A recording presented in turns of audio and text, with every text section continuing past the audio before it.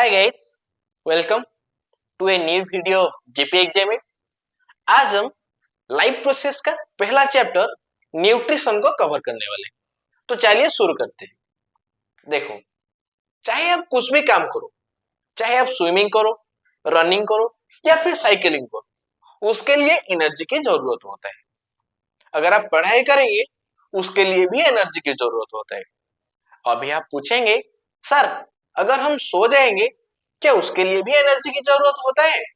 हाँ, एनर्जी की जरूरत होता है, क्योंकि जब तुम सो जाते हो तब भी तुम्हारे बॉडी के अंदर कुछ प्रोसेसेस कंटिन्यू करता है, जैसे कि हार्ट का फंक्शन हो गया, ब्रीदिंग हो गया, ग्रोथ हो गया।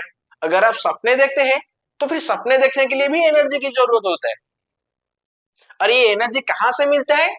फूड से मिलता है। देखो, फूड से हमें डायरेक्ट एनर्जी नहीं मिलता है। पहले हम खाना खाते हैं और एनर्जी के लिए वो कॉम्प्लेक्स फूड सब्सटेंस को हम सिंपल सब्सटेंस में कन्वर्ट करते हैं, जिसे कि हम न्यूट्रिएंट बोलते हैं। फिर न्यूट्रिएंट को हम एनर्जी में कन्वर्ट करते हैं, जो एनर्जी की पहले से ही न्यूट्रिएंट में स्टोर्ड है। और यहाँ पे दो प्रोसेसेस काम करता है। क्या है वो? एक है न्यूट्रिशन और फिर दूसरा है रेस्पिरेशन। ये वीडियो में हम सिर्फ न्यूट्रिशन के बारे में पढ़ने वाले हैं। तो फिर क्या है न्यूट्रिशन? खाना खाना और एनर्जी के लिए वो कॉम्प्लेक्स फूड सब्सटेंस को सिंपल सब्सटेंस में कन्वर्ट करना, इसे ही हम बोलते हैं न्यूट्रिशन। तो अभी हम डेफिनेशन लिख सकते हैं। देखो, living organisms need energy to do work and they obtain energy primarily from food. और फूड को सिंपल सब्सटेंस में कन्वर्ट करना होता है एनर्जी के लिए। The process of taking food and converting it into simple molecules to get energy is called nutrition। और nutrition से हमें डायरेक्ट एनर्जी नहीं, न्यूट्रिएंट मिलता है। Nutrition provide us nutrient. और ये न्यूट्रिएंट क्या है? ये न्यूट्रिएंट एक केमिकल कंपाउंड होता है जो फूड में प्रेजेंट है। एक chemical compound available in food that help us to stay healthy. और ये जो न्यूट्रिशन है, जो न्यूट्रिएंट प्रोवाइड किया, वो न्यूट्रिएंट क्या है? देखो, चलो कुछ एग्जांपल देखते हैं और समझते हैं वो हमें कैसे मदद करता है। देखो, एक carbohydrate, protein, fat, vitamins, mineral और वाटर, ये सारे न्यूट्रिएंट होते हैं। और ये हमें कैसे मदद करते हैं? Carbohydrates provide a ready source of energy. और protein necessary for tissue formation, cell reparation, hormone and enzyme production. और ये फैट कैसे मदद करता है? Providing body energy, keeps our cholesterol and blood pressure under control. फिर vitamins providing a healthy immuno system. और minerals building materials for our bones, influencing muscle and nerve function. Water transport essential nutrients to all body parts and transport waste products और disposal.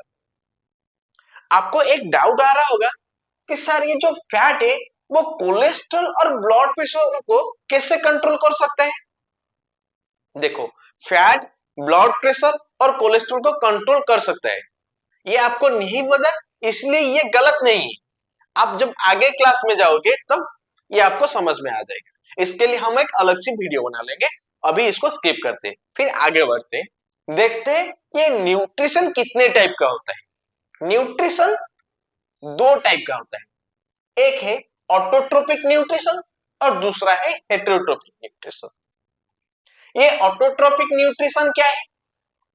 Auto का मतलब cell और trophic का मतलब nutrition. इसका मतलब एक प्रोसेस, जैसे एक लिविंग ऑर्गेनिज्म अपना खाना खुद बना सकता है, और वो प्रोसेस को हम बोलते हैं ऑटोट्रोपिक न्यूट्रिशन। और जो ऑटोट्रोपिक न्यूट्रिशन को फॉलो करता है उसे हम बोलते हैं ऑटोट्रोप। एग्जांपल, जैसे कि हमारे और आप सबके मम्मी जी हो गए। मम्मी जी तो अपना खाना खुद बनाते हैं ना, तो फिर उनको तो हम ऑटोट्रोप कह सकते हैं। क्या नहीं कह सकते? अकॉर्डिंग टू डेफिनेशन, जो अपना खाना खुद बनाते हैं उसे तो हम ऑटोट्रॉफ कहते हैं ना। अगर मम्मी जी को हम ऑटोट्रॉफ नहीं कह सकते हैं तो फिर डेफिनेशन में जरूर कुछ गलत है। क्या गलत है, चलो आगे वीडियो में समझते हैं। देखो, एक एग्जांपल, प्लांट सनलाइट के प्रेजेंट में एनवायरमेंट से कार्बन डाइऑक्साइड और सॉइल से वाटर, फिर दोनों को मिला के वो बनाते हैं ग्लूकोज। इससे हम कहते हैं कि प्लांट अपना खाना खुद बना ले। क्या प्लांट कार्बन डाइऑक्साइड और वाटर मॉलिक्यूल के लिए किसी और लिविंग ऑर्गेनिज्म के ऊपर डायरेक्टली डिपेंडेबल है? आप बोलेंगे सर, अगर एनिमल्स कार्बन डाइऑक्साइड रिलीज नहीं करेंगे, क्या प्लांट फोटोसिंथेसिस कर सकता है? देखो, प्लांट कार्बन डाइऑक्साइड के लिए एनवायरमेंट के ऊपर डायरेक्टली डिपेंडेबल होता है, किसी और लिविंग ऑर्गेनिज्म के ऊपर डायरेक्टली डिपेंडेबल नहीं, वो एनवायरमेंट के ऊपर डिपेंडेबल होता है। आई ना बात समझ में? क्या फर्क है? प्लांट कार्बन डाइऑक्साइड के लिए एनवायरमेंट के ऊपर डिपेंडेबल है, ना कि डायरेक्टली हमारे ऊपर और फिर किसी और लिविंग ऑर्गेनिज्म के ऊपर। फिर डेफिनेशन क्या होगा? The mode of nutrition in which a living organism prepare its own food and does not directly depend upon other living organism is called autotrophic nutrition। और जो ऑटोट्रोपिक न्यूट्रिशन को follow करता है उसे हम बोलते हैं autotrophs. Example, all green plants, blue green algae जिसे हम सियानोबैक्टीरिया कहते हैं। और भी कुछ एग्जांपल्स है, जैसे कि हो गया पर्पल सल्फर बैक्टीरिया, वो भी एक फोटोसिंथेटिक बैक्टीरिया है। कुछ केमोऑटोट्रोप्स है जो कुछ बायोकेमिकल रिएक्शन से अपना न्यूट्रिशन कंप्लीट करते हैं, वो फोटोसिंथेसिस नहीं करते हैं। एग्जांपल, नाइट्रोबैक्टर हो गया, थियोबासिलस हो गया। ये सारे आपको याद रखना है, ये एग्जांपल में आएगा ये वाला सवाल। फिर ये हेटेरोट्रोपिक न्यूट्रिशन क्या है? देखो, ये ऑटोट्रोपिक न्यूट्रिशन का बिल्कुल ऑपोजिट है। मतलब ये अपने न्यूट्रिशन के लिए किसी और लिविंग ऑर्गेनिज्म के ऊपर डायरेक्टली डिपेंडेबल होते हैं। जैसे कि ये लायन हो गया, वो अपना न्यूट्रिशन के लिए एक और लिविंग ऑर्गेनिज्म के ऊपर डायरेक्टली डिपेंडेबल है, इसीलिए इसे हम बोलते हैं हेटेरोट्रोपिक। क्या है definition? The mode of nutrition in which living organism depend upon other living organism for their food process is called heterotropic nutrition. और जो हेटेरोट्रोपिक न्यूट्रिशन को फॉलो करते हैं उसे हम बोलते हैं heterotropic. Example, human, snakes, aquatic animals और भी बहुत सारे एग्जांपल्स हैं। और ये हेटेरोट्रोपिक न्यूट्रिशन तीन टाइप का होता है। क्या है वो? सैप्रोफाइटिक न्यूट्रिशन, पैरासाइटिक न्यूट्रिशन और होलोजिक न्यूट्रिशन। चलो एक एक करके समझ लेते हैं। क्या है सैप्रोफाइटिक न्यूट्रिशन? ये वाला इमेज देखने के बाद आपको तो थोड़ा सा आइडिया आ ही गया होगा कि सैप्रोफाइटिक न्यूट्रिशन क्या है। देखो, ये जो मशरूम जो प्रोसेस से अपना न्यूट्रिशन कंप्लीट करते हैं उसी को बोलते हैं हम सैप्रोफाइटिक न्यूट्रिशन। मतलब जो डेड और डिकिंग ऑर्गेनिक मैटर से अपना न्यूट्रिशन कंप्लीट करते हैं। हम बोल सकते हैं कि एक हेटेरोट्रोपिक न्यूट्रिशन है where organisms feed on dead and decaying organic matters। और जो सैप्रोफाइटिक न्यूट्रिशन फॉलो करते हैं उसे हम बोलते हैं सैप्रोफाइट, जिसे हम डिकम्पोजर्स भी कह सकते हैं। जैसे कि example, fungi, bread mould, mushroom और ईस्ट। यहां पे क्या प्रोसेस होता है? देखो, लिविंग ऑर्गेनिज्म एनवायरमेंट में कुछ डाइजेस्टिव जूस सिक्रेशन कर देता है और वो फूड को अपने बॉडी के बाहर ही पार्शियली डाइजेस्टेड करता है और फिर जो सिंपल सब्सटेंस होता है उसे फिर वो ऑब्जर्व कर लेता है। आई ना बात समझ में? क्या है? organisms release digestive enzymes onto the dead and decaying organic matter and break down the complex organic matter and food is partially digested, then the body absorbs the simple substance। Clear? क्या है saprophytic nutrition? फिर दूसरा क्या है? Parasitic nutrition. यहां पे थोड़ा सा प्रोसेस अलग है। कैसे अलग है? कस्कुटा हो गया, लाइस हो गया या फिर ये प्लाज्मोडियम हो गया। ये क्या करते हैं ना, दूसरे लिविंग ऑर्गेनिज्म का जो सिंप्लीफाइड फूड होता है, सिंपल सब्सटेंसेस होता है, उसे ये डायरेक्टली ऑब्जर्व कर लेते हैं और इसको हम बोलते हैं पैरासाइटिक न्यूट्रिशन। क्लियर?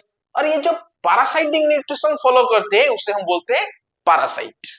और पैरासाइट भी दो टाइप का होता है। N organisms derive its food from the body of another living organism, जिसे हम होस्ट बोलते हैं, कजिंग इट हैव। और ये प्रोसेस को हम बोलते हैं पैरासाइटिक न्यूट्रिशन। और जो पैरासाइटिक न्यूट्रिशन फॉलो करता है उसे हम बोलते हैं पैरासाइट्स। जो दो टाइप का पैरासाइट होता है, एक है एक्टोपैरासाइट और दूसरा है एंडोपैरासाइट। एक्टोपैरासाइट मतलब जो होस्ट बॉडी के बाहर रह के उसका सिंप्लीफाइड फूड को ऑब्जर्व करता है। एंडोपैरासाइट का मतलब जो होस्ट बॉडी के अंदर ही रह के अपना न्यूट्रिशन कंप्लीट करता है। आई बात समझ में? Observe nutrient directly from the host tissues और बॉडी फ्लूइड्स।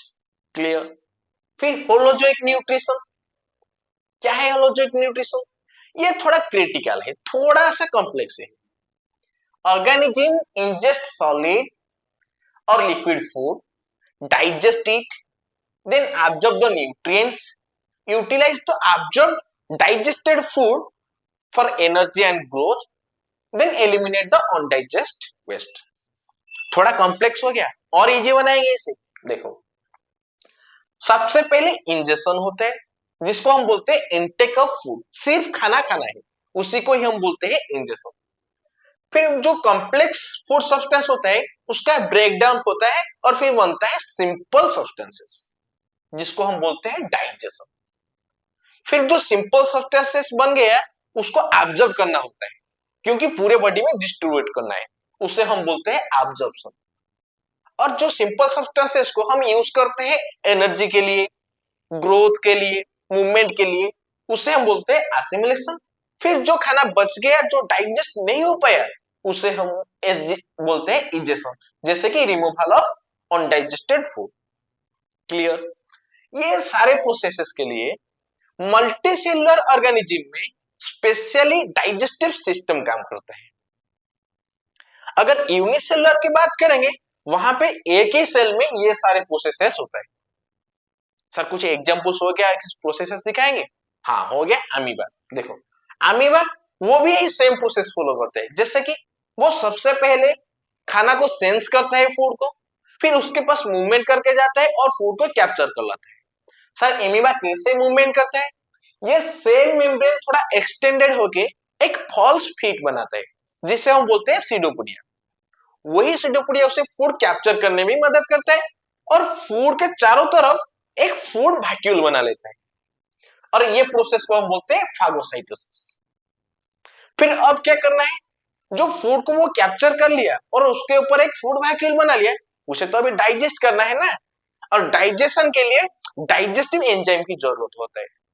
और सेल में कौन से ऑर्गेनेल में डाइजेस्टिव एंजाइम प्रोसेस होता है? Lysosome. Lysosome fuse with the food vacuole, enzymes are released inside the food vacuole and break down the complex food into simpler substances। Clear है? अब फिर अब जो सिंपल सब्सटेंसेस बन गए हैं उसे ऑब्जर्व करना है। कहां पे ऑब्जर्व होगा? वो साइटोप्लाज्म। ठीक है। और जो अब बन गया है सिंपल सब्सटेंस, उसे तो काम में लगाना है ना, जैसे कि मूवमेंट के लिए, रिपेयर के लिए, ग्रोथ के लिए, जिसे हम बोलते हैं एसिमिलेशन। फिर आखिर में जो खाना बच गया उससे ये सेल मेम्ब्रेन थोड़ा सा रप्चर हो जाता है और बाहर निकल जाता है, वो वेस्ट फूड मटेरियल, जिसको हम बोलते हैं एक्सोसाइटोसिस। क्लियर? अब समझ में आया क्या? फिर अगली वीडियो में हम देखने वाले हैं फोटोसिंथेसिस क्या है। Thank you.